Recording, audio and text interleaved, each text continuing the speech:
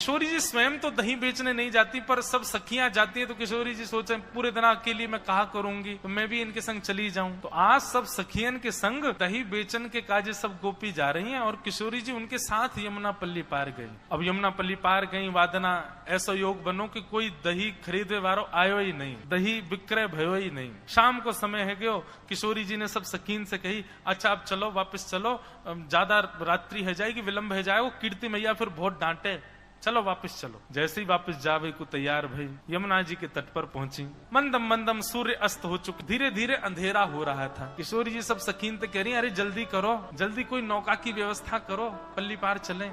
श्यामाजू आप विराजो, हम देखें कोई नौका मिले तो आपको बताएंगी। सखियां सब ऊपर चढ़ चढ़ करके और महाराज यमुना के तट पर देखें, पर दूर दूर तक कोई नौका दिखाई नहीं दी। हे श्यामाजू, आज तो श्री यमुना जी ने हमारी परीक्षा ले ली है, दूर दूर तक एक भी नौका नहीं है और ना ही कोई नौका चलावे वारो दिख रहा है। हे श्यामाजू कहा करें? अरे ऐसे मत करो, कीर्ति मैया बहुत डांटेगी। अरे पिताजी बड़े व्याकुल है रहे होंगे, मुझको जल्दी पहुंचना घर, मैं काई को आ गई तुम लोगन के संग, आज ना आती तो ठीक रहतो। अरे जब जमुना पल्ली पार जानो तो मैं क्यों आई, वहीं के वहीं रही आती। बेचारे पिताजी ढूंढ रहे होंगे, चिंता कर रहे होंगे कहाँ चली गई श्यामा।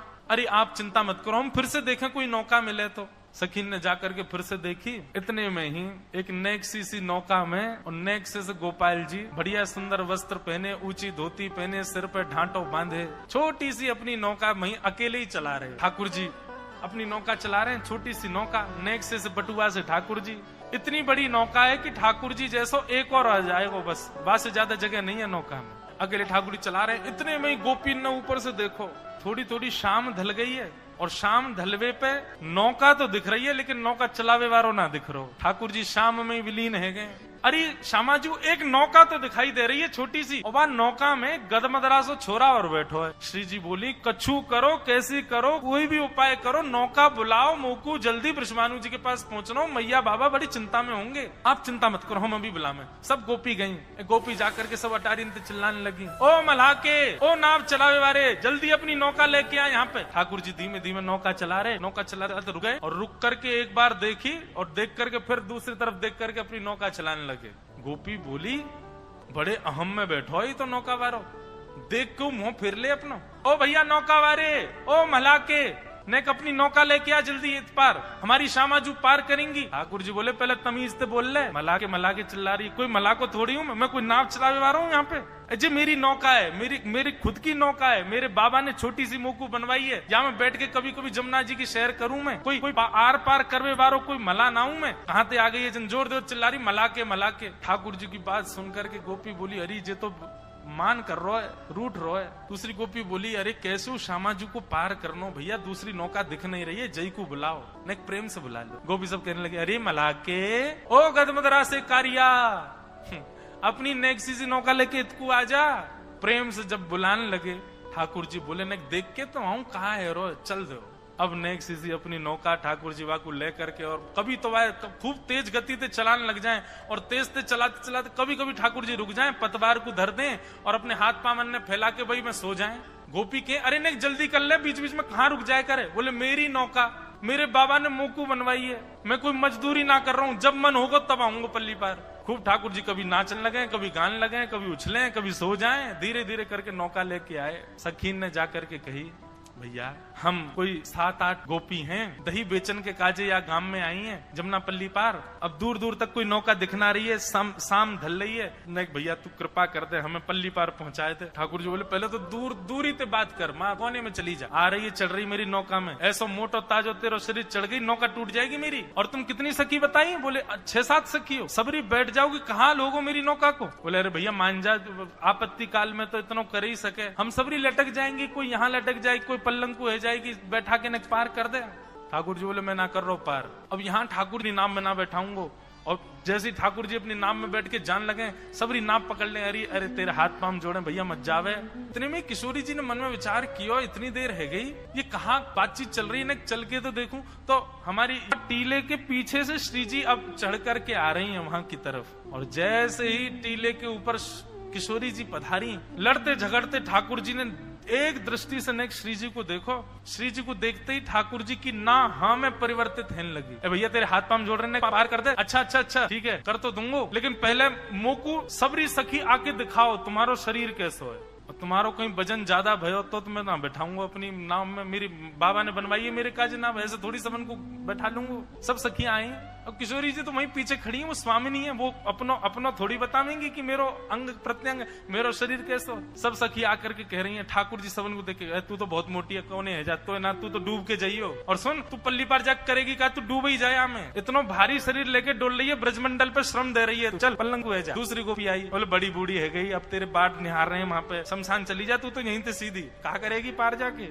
सब गोपीन को ठाकुर जी रिजेक्ट करते जा रहे हैं और श्री जी वहीं खड़ी। ठाकुर जी बोले क्यों नजर हटना रही ना मोते, कहा बताऊं ऐसा मलूक हूं मैं, जो देख ले मुंह देखते ही रह जाए। ललता विशाखा बोली तू सुन, तू बात न मत बनावे, बस जा काम को आ बाइक कर दे, हमारी श्रीजू को बैठा नौका में पार कर दे पल्लंग को। ठाकुर जी बोले पहले एक काम होएगा। बोले अब कहा होएगा?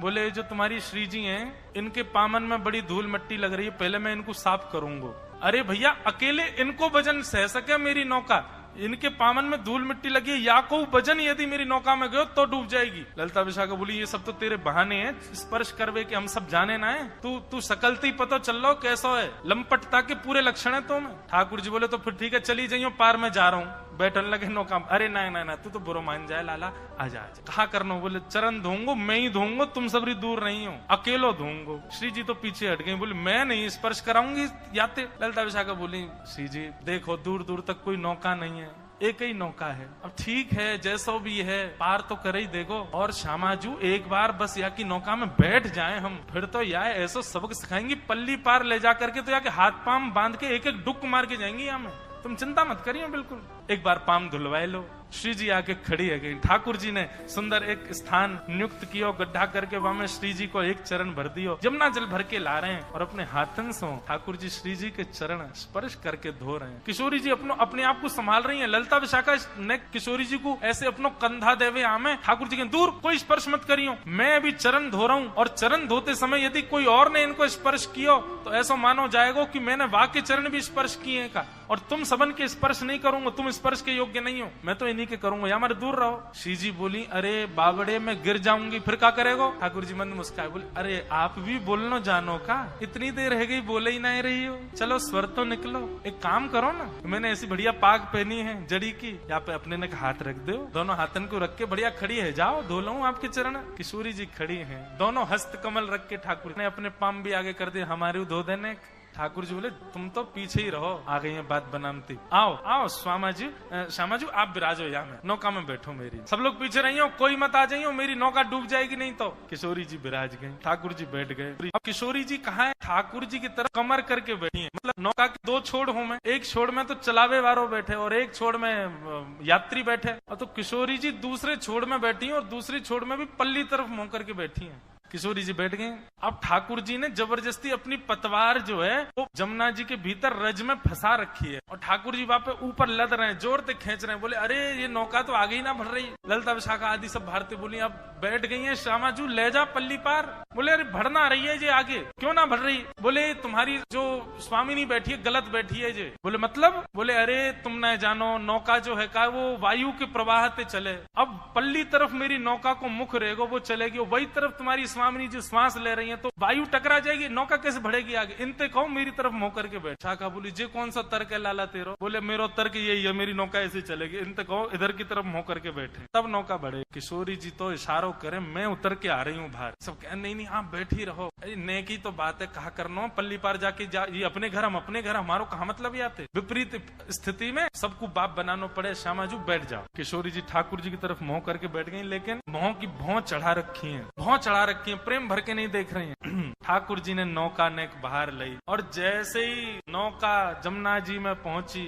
इतने में तो सब सखीन ने धावो बोल दियो, दौड़ करके गई, कोई कहीं ते कोई कहीं ते, और सबरी चढ़ गई वहां में नौका में। जाकू जहां जगह मिली वहीं सबरी चढ़ चढ़ के बैठ गई, और कई तो ठाकुर जी गोद में जाके बैठ गई। ठाकुर जी बोले दारी तुम मैं ऐसी लात मारूंगा गिरोगी जाके जमुना जी में, कैसे चढ़ गई मेरी नौका डूब जाएगी? बोले ना डूब रही। अब सुन, अब बीच में पहुंच गए हम, डूबी तो तू वे ले चलेंगी संग में, अब चुपचाप हमें पार करा दे पल्लंग को। बैठ गई सबरी।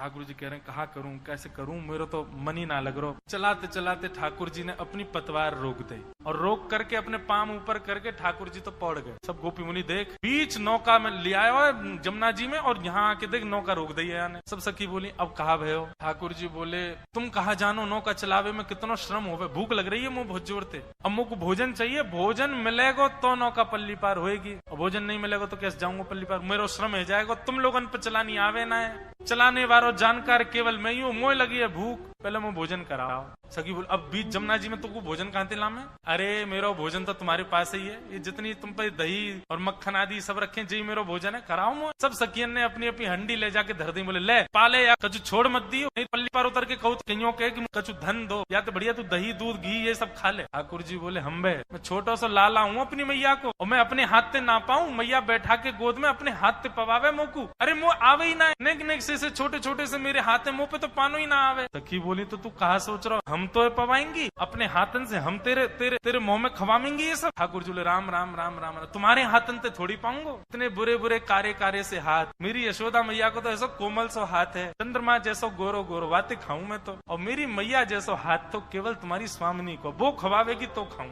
अब तो भैया एक ही बात है, नौका आगे तभी बढ़ेगी जब मेरा पेट भरेगा, और मेरा पेट तभी भरेगा जब तुम्हारी स्वामिनी आकर के मुंह को खवावे। और बीच मझधार में खड़े हैं, कहा करें? स्वामिनी जी बोली मेरी तरफ देखियो भी मत ललता विशाखा, तुम्हारी 3 बात मान ली, मैं अब नहीं मानूंगी। अरे कौन है पता ना, मैं जानू ना तानू, या अपने हाथ क्यों खवाऊं मैं? पर जावे मुंह ते ब्याह करो, नहीं तो पल्ली पार नहीं उतारूंगा, तो तुम यूं कह दो कि झूठे को ब्याह कर लो श्यामाजू, पल्ली पार तो छोड़ ही देगो। सब सखियां मनोहार कर रही हैं। ठाकुर जी बैठ गए मुंह खोल के, आओ पवाओ, यही दियो सब है, इधर उधर मत लगाए दियो, कोमल से हाथ है, नहीं दांतन ते बचाए लियो, कहीं काट ना लूं।